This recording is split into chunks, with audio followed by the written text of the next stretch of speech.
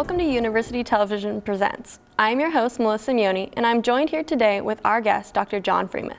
Dr. Freemuth is the Executive Director of the Cecil D. Andrus Center for Public Policy here at Boise State University, as well as a professor in the Department of Public Policy and Administration in the School of Public Service. He was also recently awarded the 2018 Boise State University Distinguished Professor Award. This title constitutes one of the highest honors that may be given to a faculty member at Boise State and is reserved for a select few who have made significant contributions to their academic disciplines. Hi, Dr. Freemuth. Thank you for joining us today. Glad to be here. Awesome, awesome. Well, we're just going to start out. Would you mind telling us a bit about your background in education? Well, yeah, what I do here is a lot of environmental public land stuff. So I came about this first as a National Park Service ranger at a place called Glen Canyon National Recreation Area. Thought I'd do that. Decided I'd rather work kind of with agencies, but from outside, so I got a PhD from Colorado State University. Came here in 1986. So that's how you got involved in public policy? Is this kind of, you were in the, said the Forest Service? No, a National Park Service, like Yellowstone and things like that. And of course, I did things when I was a lot younger. You guys are probably too young to remember, but I went to the Democratic National Convention in 1968 to help with that when I was 18, and that's of course the one where people rioted in the streets and everything, so it started early. Yeah, awesome. So you've, throughout your professional career, you've published books, essays, handouts, and all that. Why is this work so important to study? Like, why do you feel like you need to tell people about this? My philosophy, and I'm certainly not unique, is not to stay in the ivory tower, theorizing about things, but never engaging the world, especially if it's public policy. So I do, I have written books and things, and a number of Andrus Center white papers that we put out, but it's engaging people who actually have to deal with these issues. And in Idaho, you know, you're from up north in Sandpoint, we've got these beautiful landscapes everywhere that people hunt and fish, they ride their motorcycles, they support wilderness, and they've got, those are tough issues to work through, so being part of that and helping people's kind of, I like doing that. Yeah. Just for those who may not know, how would you personally define public policy? Public policy is sort of what government is doing to affect something or not doing to affect something. And it's really, you know, federal, state, local. It's what we do to get input into it. But it's sort of what our institutions are doing at any moment to affect society. Okay. You said, are you currently working on any other grants or projects? Well, yeah, I have the Andrus Center has a grant from the Bureau of Land Management to work on landscape issues around wildland fire and sage-grouse habitat. I'm what's called a principal investigator. It means kind of like you're in charge of. A grant from USGS, United States Geological Survey, that helps develop mapping for like protected areas, species cover, landscape cover. So I supervise that, and then I've got a couple of writing projects I'm doing too. Awesome, and you're planning on getting all of these published? Well, the USGS thing is kind of an ongoing thing that we improve, that's publicly accessible.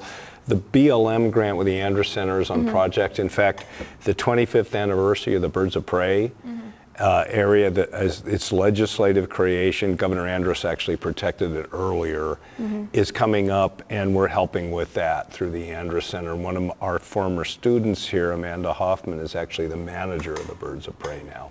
Here from Boise State. That's so cool. So you're speaking of the Andrus Center, and obviously it's the Andrus Center for Public Policy, and it's a nonprofit organization, is that correct? Yes, it is that, but it's also part of Boise State now too. Okay.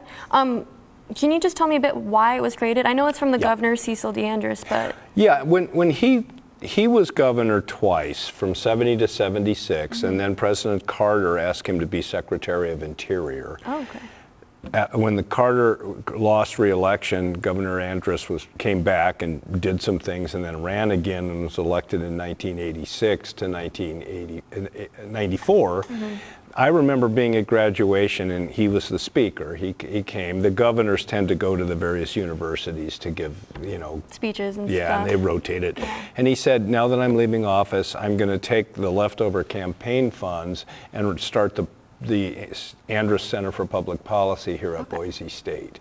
And then The next thing was they were looking for people to volunteer to meet with him, and I did. I thought, my goodness, the chance to work with Cecil Andrus, and hardly anybody else did, and it just led to what it is today.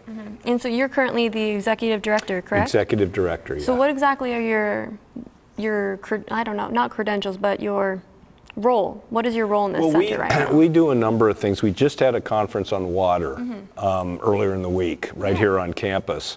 And it's sort of to, kind of carry on the legacy of Cecil Andrus by holding conferences on things like the environment, on education. He was a real believer in education and leadership. There's a very big conference in September on women in leadership, and it'll probably have 800 attendees. Wow.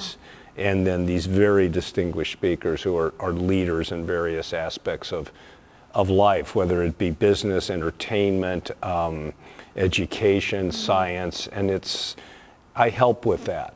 Wow. I mean, that's amazing. As a woman, especially with you should go. Yeah, that sounds amazing, especially with the heard of the Me Too movement, I'm sure. Oh, that'll probably come up. Probably come up as it should. Yeah, I mean, that's an amazing opportunity for so many women and men in the Boise area. And last time I think we had like 18% of the audience was men. Really? So we're hoping to raise that. Yeah, I mean, we're one a little more even, I'm sure.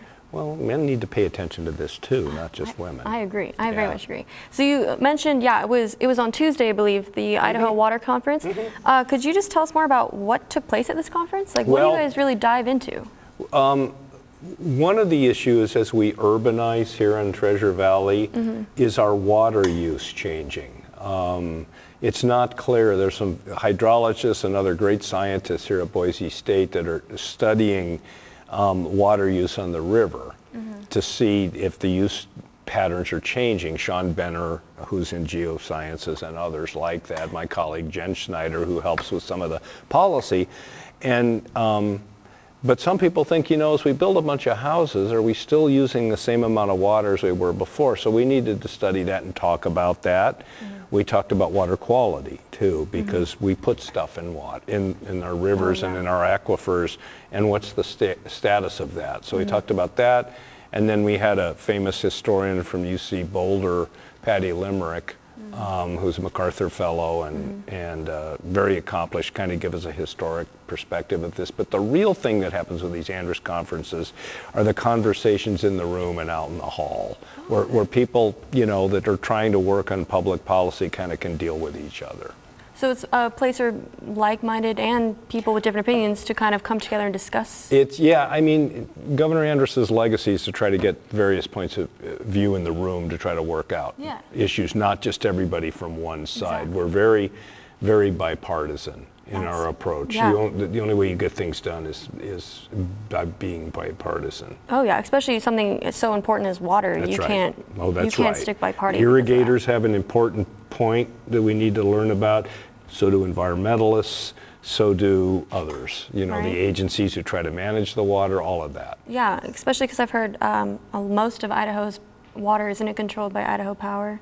Is that correct? No, that's Idaho Power does have the dams and does generate power from those dams, but a lot of the water, especially on the Snake River Plain, is really used for agriculture. Oh, okay. And then of course up in the mountains we use it to run rivers and just, look at beautiful rivers and creeks, and we have lakes and things like that. So Idaho Power has a role, but not a dominant role. Not dominant. So it is just finding the balance between... Yeah, and the different uses we make of water. Yeah, awesome. Well, I found out recently, because I'm interested in your take on wanting to keep, obviously, the environment clean and available for everyone. But I found out that actually 60% of Idaho's landmass is considered to be public lands, which is an astronomical... We call it... what I like to call it is federal public land, federally managed public land. 61% of Idaho is managed by the Forest Service, the BLM, Bureau of Land Management, some Park Service land. Probably viewers would be most familiar with Craters of the Moon, though there is a little sliver of Yellowstone that's actually in Idaho. Then there are wildlife refuges. And then there's stuff that's not really considered public land, but is managed by the federal government, and that would be INL, and the land around the Idaho National Lab. So Forest Service, BLM are the two big ones. Okay. What's the difference between then, obviously the Bureau of Land Management, you said is federal, and the forest is state? Not state? Forest Service is federal, and BLM is federal. Idaho has a state department of lands that manages the land that is owned by the state of Idaho, and that's another 10%. Oh, wow. Yeah. So what exactly does the Bureau of Land Management do, since they are federal, but almost more than half of Idaho is Well, the way to think about it is, historically, the Bureau of Land Management tends to manage the lower elevation grazing lands, desert lands, things like that. The Forest Service, as its name implies, tend to manage the forests. They do the same things in many cases. I mean, they have to deal with outdoor recreation, environmental things, users of public lands like cattlemen, loggers, miners, as well as protect environmental values. So the agencies are somewhat the same, even though culturally they're a little different than each other. Okay. So yeah, there's definitely a distinction, but yeah, I was unsure that there's so many most avenues. people don't know, and kind of funny story, there were these two, I guess you could say, pseudo-cowboy ranchers who went over to Malheur and occupied a wildlife refuge, the Bundy brothers, and brought some people with them, and it got very tense for a while. I got calls from some media, and I did get a call from media in the East Coast, and they asked me, why are the ranchers so mad at Black Lives Matter? And I paused and I said, what are you talking about? And they said, well, BLM. I said, no. Out here, BLM stands for the Bureau of Land Management, and then the reporter said, who are they? Oh my gosh. But they're not in the East. The Forest Service has national forests in the eastern United States, and there are world-class national parks back there: Acadia in Maine, Shenandoah, Great Smoky, Everglades. But the BLM is not in the East. So it's only strictly in western states. That's an artifact of American history. Wow. Yeah, I had no idea that so much of it existed only on the West. And they manage more land than anyone else. Yeah. More than the Park Service, more than the Forest Service. Wow. 260 million acres. That's an absurd amount of land. It's a lot. What are your thoughts on the BLM, just in general? Do you feel like, I know this is a loaded question, but do you feel like they're doing all they can? I've heard there's a lot of... Well, part of it is because they have to manage for all these different uses and values, so they're going to get a lot of conflict over them as a result. You know, some people don't like cattle grazing at all in their lands. Ranchers who've ranched there for generations are making a living on it, and there's conflicts there. One of the other issues is whether the agency has enough staff to do its job appropriately. And sometimes the agency people aren't the best communicators about things. Sometimes they're absolutely wonderful. I've worked with them for years because I was their science advisory board chair under the Clinton administration. Oh, wow. Appointed by Secretary Babbitt. That's amazing. Yeah, so I have a lot of respect for those people. Do they always do everything right? Of course not. But they're not the boogeyman some people make out when they talk about the federal government. Yeah. How long were you in that position under? We were appointed by Secretary Babbitt. And these sorts of things have to be renewed. And when the new administration came in, they decided, I think it was stupid that they got rid of it. Not that I had to be on it, our terms were about to go away, but it would provide thoughtful science advice to BLM when it had to consider something. But that tends to be not what happens when different administrations take over. I understand. You said that different science involved. What do you mean by that? Like, what kind of research do you guys provide to them? Well, we look at more their issues and what other science might be saying and help them think about how to use it. What we help them do is write a document that told the agency how to prioritize its science needs, because BLM doesn't really have a lot of scientists. They draw on universities or USGS to get a lot of science. So you take something that's very controversial for them, wild horse management. How do you deal with that? Somebody wants to use contraceptives on the horses.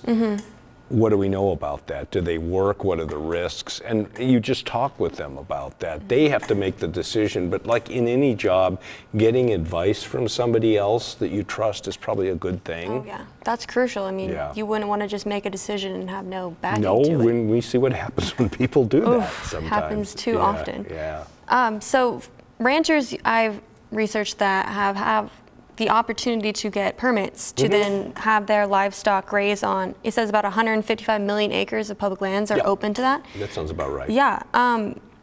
It also says that it costs less now than it did in actually 1981 to get that permit. Is that correct? Well, there is a fee to graze cattle and or sheep on public lands, and that fee is a formula set by Congress. So if various variables change in the economy, then we will charge them either, well, the government will charge them either more or less, depending on those economic variables that go into the equation. That's a law. Okay. And so, you know, it could be cheaper now than it was a while ago based on certain factors. Yeah, that just amazed me too. But I know we rely so much on this livestock because as a nation we're meat eaters. Yeah, it is interesting that what we call the ranching on public lands, that's not a lot of the total amount of cattle production in the United States, about 3%. Oh. It's as much a lifestyle and an iconic kind of thing as it is integral to the economy. Now, it could be very important to a local community where everybody around it are ranchers and things like that. Then it's very important. But in the scheme of the nation as a whole, a lot more cattle come from private land.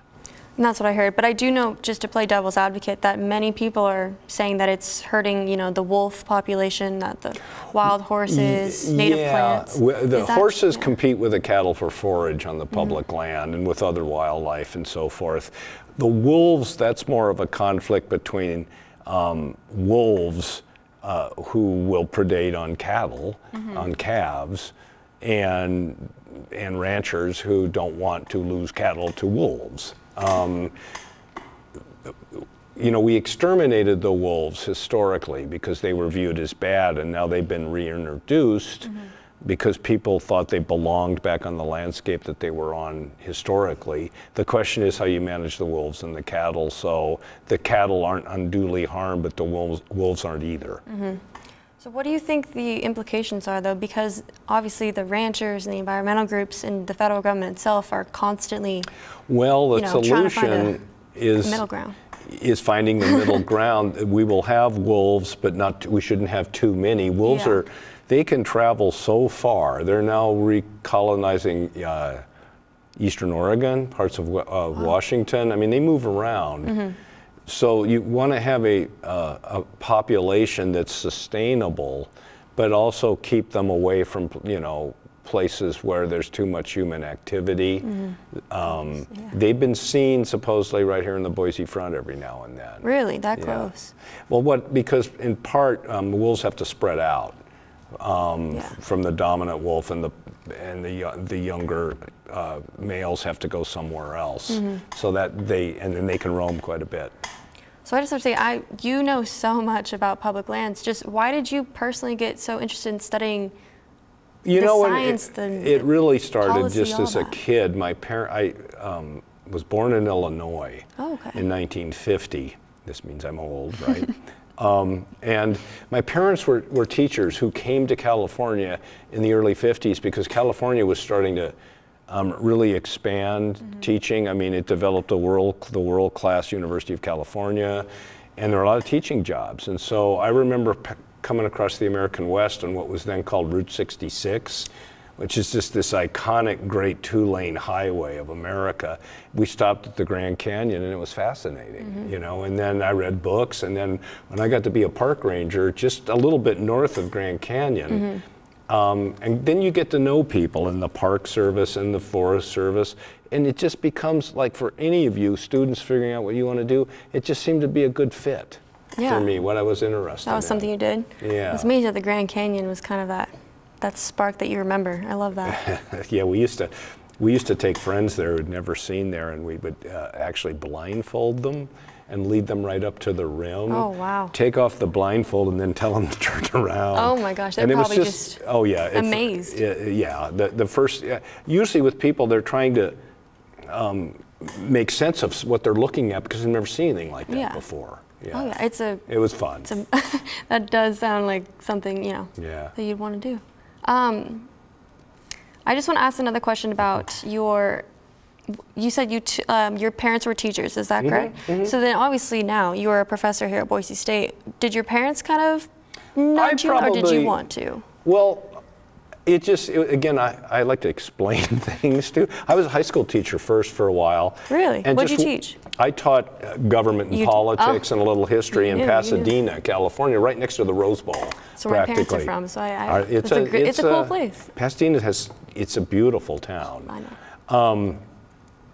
And it just seemed to fit again. Mm-hmm. But I had a lot of different things I did when I was a national park ranger, but one of them was give talks on the area, and it just all fit. And teaching is fun.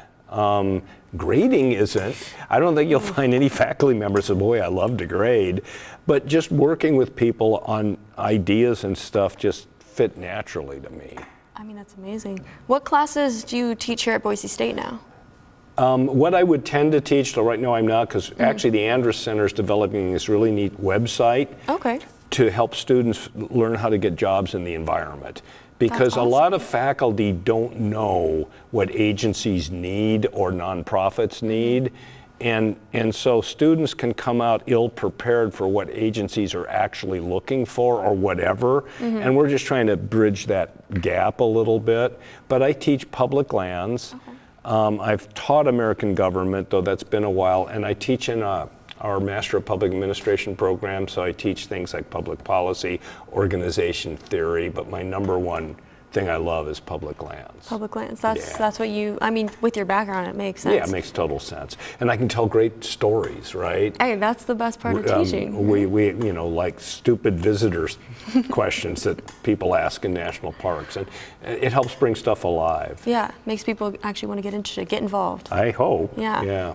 You brought up a website that the Andrus Center is making. Can you tell me more about that? Well, yeah, it's gone live now, and we're starting with federal agencies, but we're going to branch out to nonprofits, even the private sector.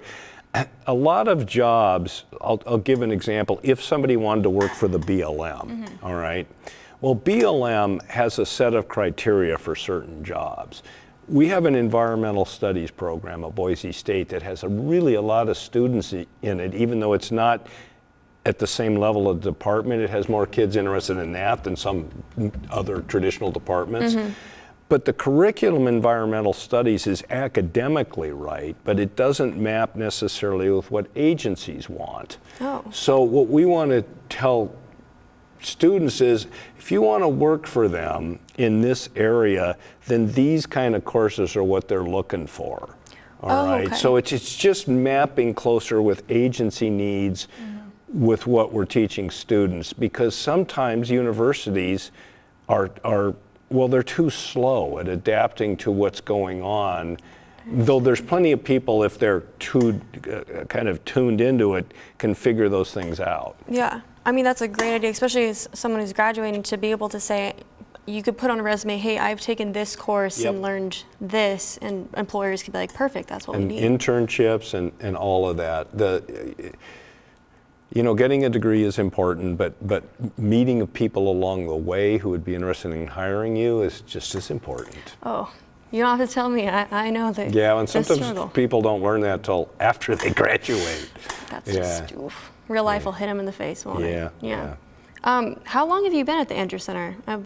Well, off and on. There was one period I wasn't there, but almost 20 years now. Wow. A couple of years after he left the governorship, I volunteered with him, and one thing led to another. But that was in about 96 or so. So it's been 20 years. Wow. And how long have you been the executive director? In that position, about 2 now. About 2? Before that, I was senior fellow. What's the difference? More management stuff, I think, as executive director, though we have a wonderful woman named Catherine Robb who runs the day-to-day aspects of the center, too. Oh, wow. Yeah. So my last question is, so also on top of that, you've just been awarded the Distinguished Professor Award. How do you feel about that, honestly? Like, it's congratulations neat. first. It's neat. I mean, the neatest thing about it is there are some fine faculty here. There are some who've gotten that already, and there are others who probably deserve it, but you have to, somebody nominates you, and then you have to get support, but the support is primarily not from here.